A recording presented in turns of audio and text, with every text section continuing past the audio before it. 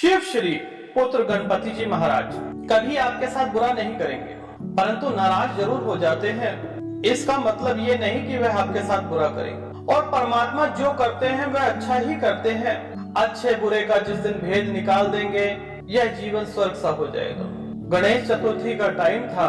एक माता जिनकी उम्र लगभग 30 वर्ष थी, जिनका विवाह दूसरे गांव में होता है, लेकिन उन्होंने एक नियम बना रखा था कि प्रातः काल उठकर अपने भाई के दर्शन करना, तत्पश्चात सभी कार्यों में उलझ जाना, खाना खाना और दिनचर्या का कार्य करना। यह कार्य कई सालों तक चलता रहा।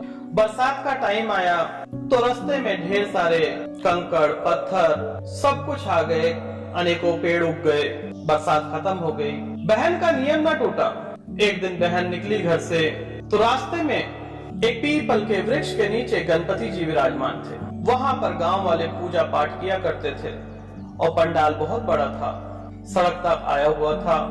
गणपति जी के पास जाकर वह बहन कहती है, मेरे जैसा अमर सुहाग सबको देना। और यह कहते हुए वह आगे निकल जाती है। रास्ते में जंगल झाड़ी पड़ती है, ढेर सारे कांटे उसके पैरों में चुभ जाते हैं। घर गई, भाई का मुख देखा, भाभी की नजर उसके चरणों पे पड़ी। भाभी ने पूछा कि यह तुम्हारे पैरों में क्या हो गया है?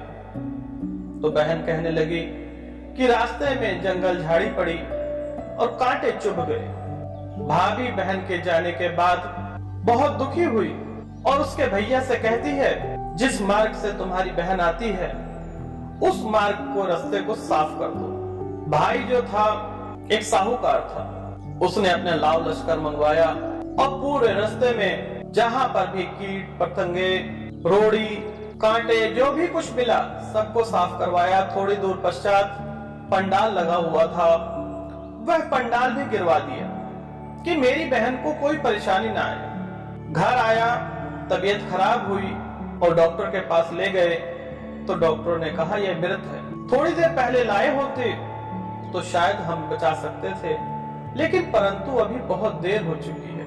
इधर गांव वालों ने साहूकार को ले जाने की तैयारी की। भाभी कहने लगी, कुछ देर रुक जाइए, उनकी बहन आती होंगी, उनका रोज का नियम है, जब तक मुख नहीं देखेंगे तब तक वह पानी भी नहीं ग्रहण करती। गांव वाले कहने लगे, आज तो देख लेगी, कल क्या करेगी, चलो भाइयों चलो। परंतु भाभी अनुरोध करती हैं, नहीं आप बैठिए, रुकिए थोड़ी देर के लिए। उधर से जब बहन घर से निकलती है तो रास्ते में आकर देखती है कि गणेश जी का पंडाल टूटा हुआ है। तो बहन समझ जाती है यह किसी दुष्ट का ही काम होगा। बहन वहां पर दोबारा से पंडाल लगवाती है, पूजा अर्चना करती है और फिर वही कहती है, मेरे जैसा अमर सुहाग सबको देना। अब गणपति जी कहने लगे कि मैं इसकी नहीं सुनूंगा तो किसकी सुनूंगा।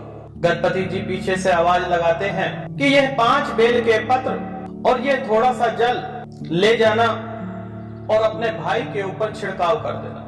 बहन गई, वहां पर अर्थी रखी हुई थी, देखकर उदास हुई, परंतु उसे याद आया कि किसी ने कहा था कि यह 7 बेल पत्री और थोड़ा सा जल छिड़काव कर देना। वह माता थोड़ा सा जल लेकर 7 पत्तियों से, बेलपत्री से अपने भाई के ऊपर 7 बार छिड़काव करती है।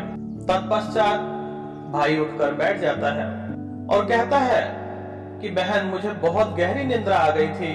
बहन कहने लगी, ऐसी निद्रा मेरे दुश्मन को भी ना आए। तो आप क्या सीखे इस कथा के माध्यम से कि बुरे का फल बुरा होता है, परंतु बुराई को काटती है अच्छाई। भाई ने पाप किया, बहन ने पुण्य किया, तो पुण्य भारी हो गया, पाप कम हो गया। पाप का पलड़ा भारी ना हो सका, पुण्य का पलड़ा भारी हुआ।